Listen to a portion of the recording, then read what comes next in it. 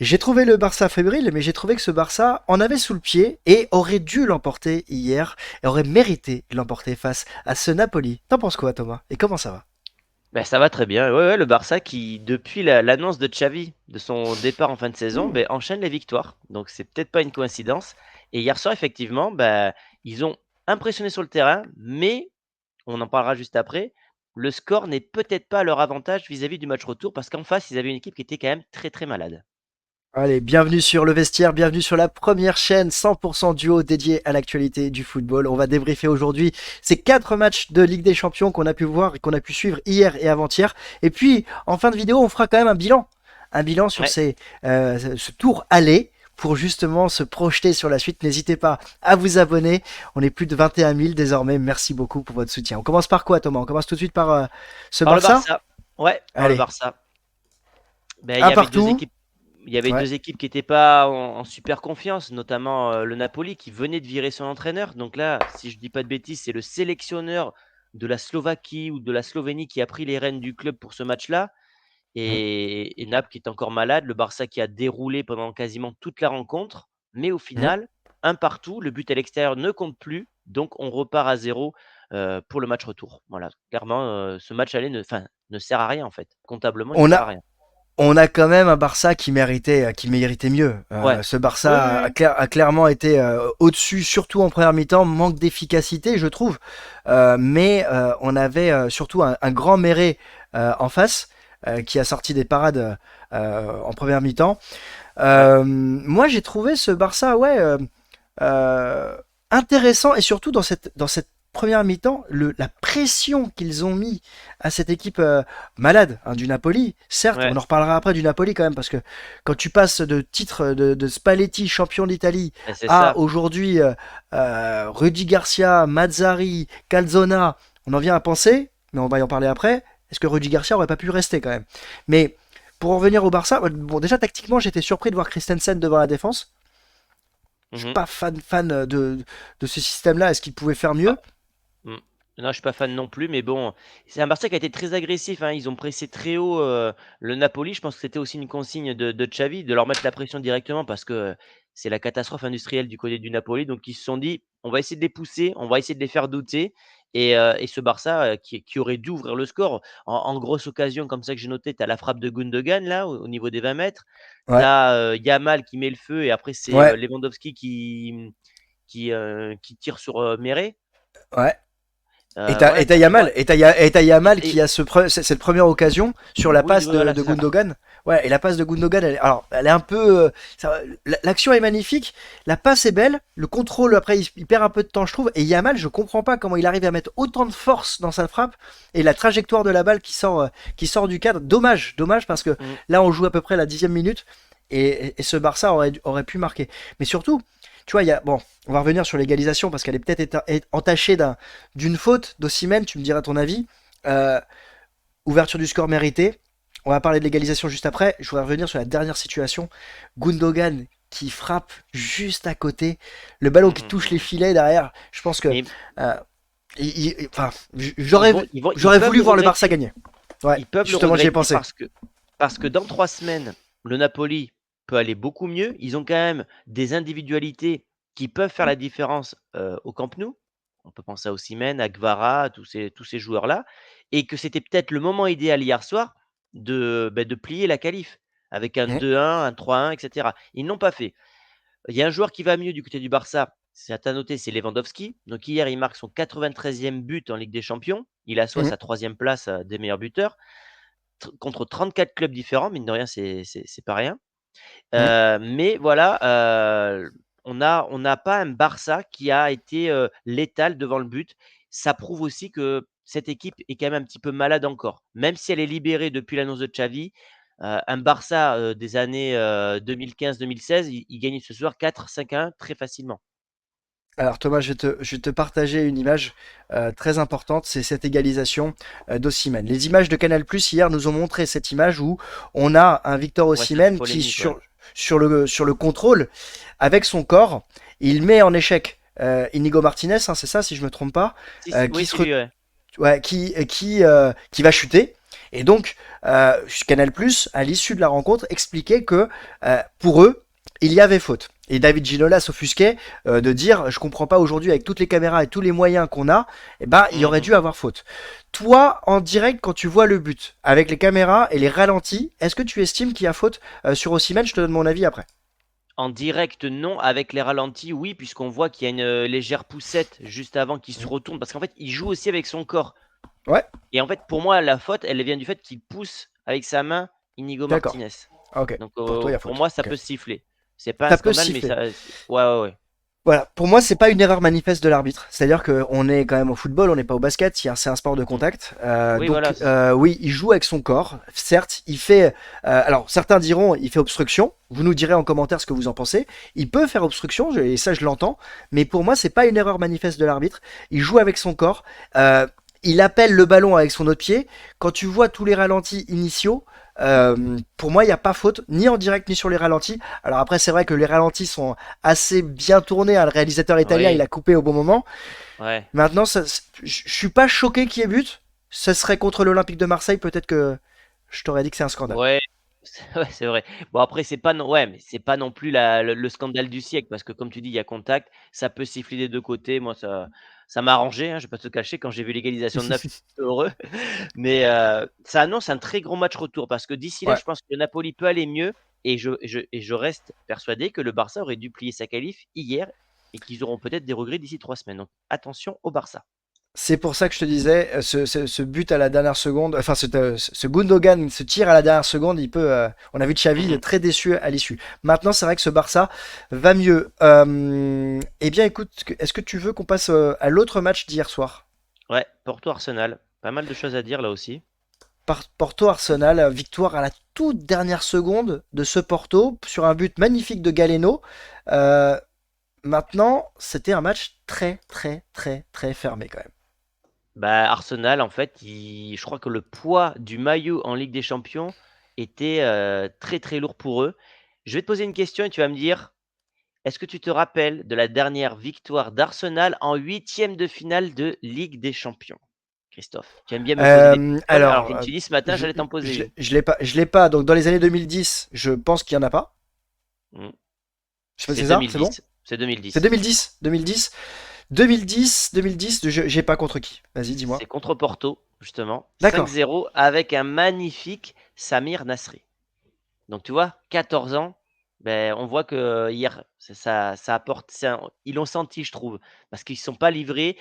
Porto a été ultra agressif. Galeno, le buteur, il tape le poteau en tout début de Ouais. match sur, ouais, comment il peut la louper? J'ai l'action, mais c'est incroyable. Oui, Il fait poteau, la balle lui revient dessus, il il reprend de retire, voler dans le 6 mètres ouais, et il la met à 5, 5 cm de l'autre poteau, quoi. ouais, et sur un débordement du fils Conceição. Ouais, Je sais pas ah si mais il a fait un très, très beau match. Moi, non, j'ai bien aimé le match de Porto, parce qu'ils ont été très agressifs, un bloc compact, donc il y avait pas beaucoup d'espace et Arsenal, en fait, ils ont pas pu, organiser leur jeu tranquillement avec Odegaard, Saka et cetera. je vais te faire un aparté, Thomas, quand même. Tu parles du fils Conceição. On a eu le fils Diego Simeone qui a joué aussi avec le Napoli hier. Euh, Il y a Yamal qui a joué, qui a 16 ans. Il y a Pep, pardon, qui a joué du Ouais, côté de Porto, qui a 40 ans. Enfin, 41 là, ans dans 3 41 jours. ans. Bon, moi perso, je prends un vrai coup de vieux, hein. Je vais avoir 40 ans dans 3 mois. Je me dis, j'ai vu ces joueurs, je vois les enfants jouer maintenant qui sont en Ligue des Et Champions. et Franchement, ça oui, fait une petite claque, quoi. c'est vrai, c'est vrai et ouais et justement, Pep qui a été en plus félicité à la fin du match par, je crois que c'était Rio Ferdinand, il lui dit: «Mais comment tu fais?» Il fait: «C'est tout dans le mental». 41 Ouais. ans, évidemment, c'est le record, hein. Jamais un joueur n'a joué aussi vieux en match élimination directe de Champions League. C'est incroyable. En tout cas, cet Arsenal va peut-être aussi s'en mordre les doigts en termes d'expérience parce que moi je trouve que Conceição, on se pose la question de savoir s'il va rester du côté du Porto. De Porto, on sait qu'à Porto c'est compliqué en termes de gestion globale. La présidence, l'ouverture de la présidence est en cours, hein. Est-ce que Pinto da Costa va rester? Est-ce que Villas-Boas va devenir président? Il y a pas mal de choses houleuses qui se passent du côté de Porto. En revanche, Conceição, lui, il déroule, il avance et il gagne. Et c'est peut-être son baroud d'honneur. Mmh, Et il peut être en quart de finale de la Ligue des Champions. mmh, Et on se rappelle que Porto, en Ligue des Champions, c'est une réelle expérience. c'est 2 Ligues des Champions.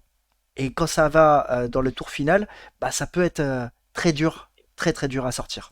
Et c'est un vrai winner contre Sao, hein. Je crois que c'est l'entraîneur le plus titré de l'histoire de Porto. Je Ouais, crois qu'il c'est y avait ça, une stat qui était. Ouais, c'est ça. Donc c'est ça. attention au piège. Et je crois que tu avais pronostiqué, toi, la victoire de Porto, justement, quand on avait fait nos pronostics. J'ai dit Porto ne perd pas. Au minimum, j'ai dit Ouais, Porto ne perd pas, voilà. mais je Alors que pouvais moi, voir je la pensais surprise. que Arsenal allait plier sa qualif parce que je m'étais basé sur la forme en première ligue, comme quoi jouer en Champions League, ce n'est pas la même chose. Et Arsenal manque cruellement d'expérience à ce niveau-là.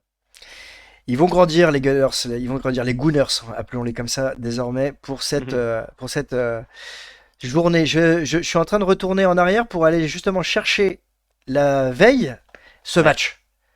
Ce incroyable. match qu'on a vu, Inter Atlético Madrid. Ouais. Alors, incroyable. Après, certains vont se dire, ah, les gars, calmez-vous, Ah, ça aurait pu faire moi, 0-0.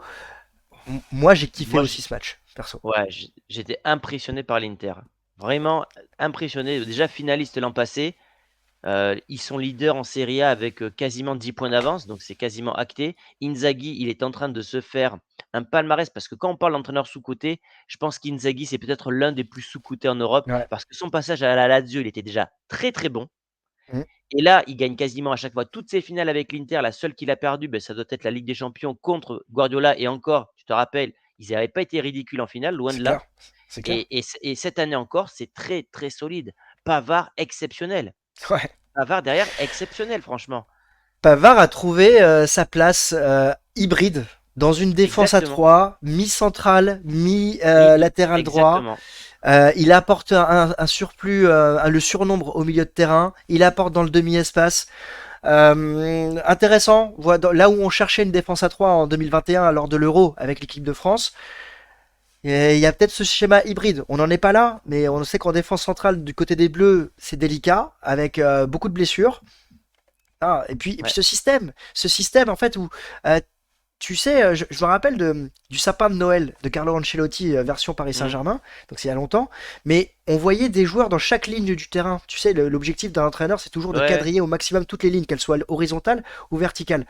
Bah, le système de Simone Inzaghi, c'est ça. C'est ça. Et quand tu vois ce 3-2-3-2, enfin, tu vois, c'est un 3-5-2 déséquilibré. Je l'aime beaucoup. Et Mmh. en termes d'intensité, on a vécu une très belle rencontre parce qu'il y avait deux équipes tactiques Mmh mh. et qui Bon, ont voulu faire déjouer l'autre.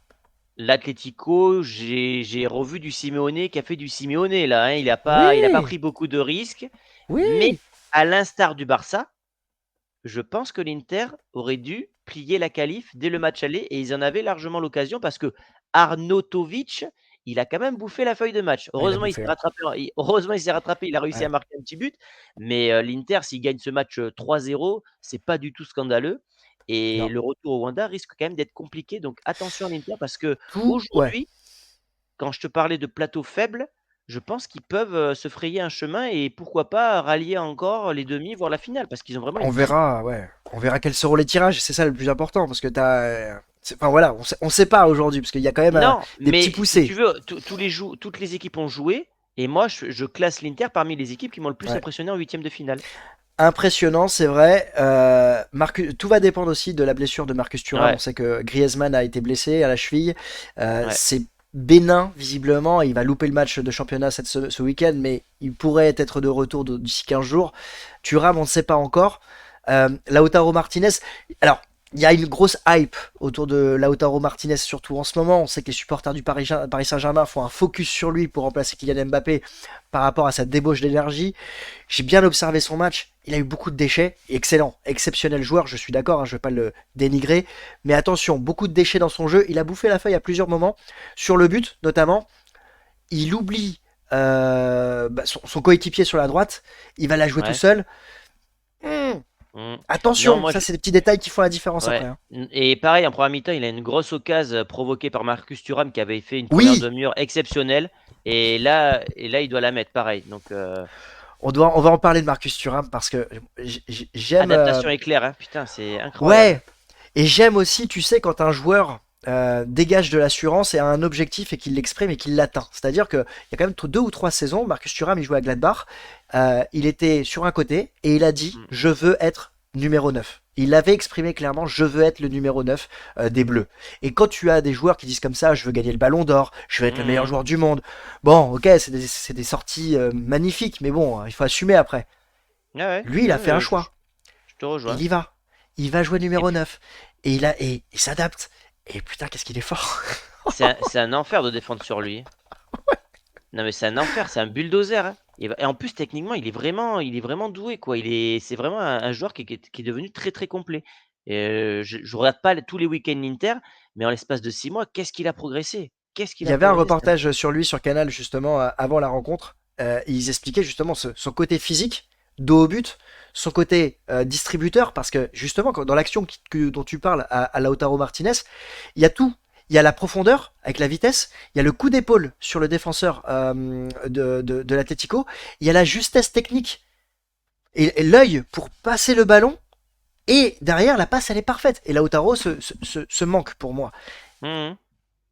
Intéressant, intéressant. On va peut-être avancer puisque Ouais, allez. je voulais. On- On va revenir peut-être sur l'ensemble des huitièmes de finale. Laisse-moi aller ouais. chercher un petit mot rapide, ouais, sur. Bah, PSV, un partout contre Dortmund, but de Luc de Jong, hein, qui continue de faire une très très grosse saison. Je notais 35 matchs, 28 buts. Ouais, Quelle saison pour le Hollandais. Comment il s'appelle déjà l'entraîneur? C'était l'ancien de Lyon, là, j'ai oublié son nom. L'entraîneur du Peter Boss. PSG. Ouais, et ben il fait un super boulot, hein, lui, pareil, là, du côté Ouais. du PSV. Ils avaient un moment, je crois, 17 matchs, 17 victoires en championnat. Je sais plus où ils en sont là, mais très très grosse équipe. Après, voilà, je pense que ça sera quand même compliqué pour eux au match retour en Allemagne. Si tu dois faire un bilan de ces huitièmes Ah, de finale. ben j'ai un bilan à quel- te dire, Ah direct. bah dis-moi, vas-y. Tu vois, passe décisive, direct. Hop, Fiasco allez. des clubs espagnols, sauf du Real Madrid. Voilà, je te l'annonce comme ça. Mais quoi? Je l'ai gardé Froid- exprès, celle-là. Froidement. Froidement, voilà, froidement. Défaite de la Sociedad, défaite de l'Atlético, le Barça qui fait pas une bonne opération au vu de la rencontre, mais ça reste un résultat positif parce qu'ils Ouais, jouent c'est un quand même leur résultat match positif. chez Ouais. eux. Et voilà, après, bah, les gros ont plutôt réussi. Ah non, le Bayern a perdu. Ouais. Arsenal a perdu. Non, il y a eu quelques surprises quand même. Il y a eu quelques surprises. Disons que, voilà, sur la semaine précédente, il y a une surprise, même si tu noteras que le Lazio Bayern, je t'avais dit match nul. Voilà, Mhm, mhm. voilà, la Lazio l'a L'oracle emporté. Christophe a encore frappé. L'Oracle. Bah écoute, j'espère que l'Oracle ce soir il va frapper, hein, parce que j'ai annoncé 1-0 pour l'Olympique de Marseille. On verra. Je suis comme ça. Hein. Non, ce qui Et est bien, c'est qu'il y a du suspense dans quasiment toutes les rencontres en finale. ouais, Regarde, mis à part City, bon, ok, le match sert à rien. Le Real, il n'y a que 1-0, donc il y aura encore du suspense. ouais, ouais, parce que Le je vois PSG, Je vois Leipzig marquer, moi de mon ouais, côté. le PSG, ok, 2-0, c'est un score qui est confortable, mais là-bas, le premier quart d'heure va être bouillant. Si le PSG prend un but, on sait que ça peut partir en live. Et puis Ouais. après, toutes les rencontres, c'est match nul ou un but d'écart avec deux clubs qui doivent faire la remontada, le Bayern et Arsenal. Donc franchement, ces huitièmes de finale, vont être passionnants, hein. On les suivra bien évidemment sur le vestiaire. N'hésitez pas à vous abonner, on fera les pronos comme il se doit, dans les mêmes formats Yes. qu'on a réalisé ces pronos-là. Peut-être qu'on fera les deux semaines de suite, puisque là il y a vraiment, ouais, vraiment Mhm. les clubs qui vont se lâcher. On se rappelle que moi j'avais été plutôt négatif sur ce but à l'extérieur qui n'existait plus. Et force est de constater que on a vu ces dernières saisons les équipes se lâcher et ne Mhm. plus avoir le frein à main justement pour défendre et aller C'est chercher vrai. dans les 30 dernières minutes cette qualification. Et là, c'est possible que, bah, tu vois, le Barça qui mène 1-0 au Camp Nou au match retour, le Napoli, Tu peux il avoir sait des que. prolongations en fait. Donc Exactement, t'as un peu plus de dramaturgie au final. exactement. Et comme Donc on aime le c'est pas mal. divertissement, Exactement. ça nous réjouit. Exactement. Bon, ben je crois qu'on a tout dit sur ces matchs de Ligue des Champions. Rendez-vous dans 15 jours maintenant? Ouais, rendez-vous dans 15 jours pour la Ligue des Champions. Rendez-vous selon l'actualité demain. Je crois que je serai seul, parce que tu vas prendre quelques Exactement. jours pour Ouais. profiter de ta Allez, famille, c'est ça. Donc moi je serai de retour lundi. pour faire la Dolce Vita, comme on Et dit. c'est ça, direction l'Italie. Eh ben profite bien mon Thomas, et puis bah dites-nous en commentaire ce que vous avez pensé de ces huitièmes. On se retrouve demain tout seul, ce week-end tout seul, ou lundi avec Thomas qui aura pris les couleurs et qui sera enjoué pour C'est une ça. nouvelle semaine. Yes. Allez, ciao les amis. Salut!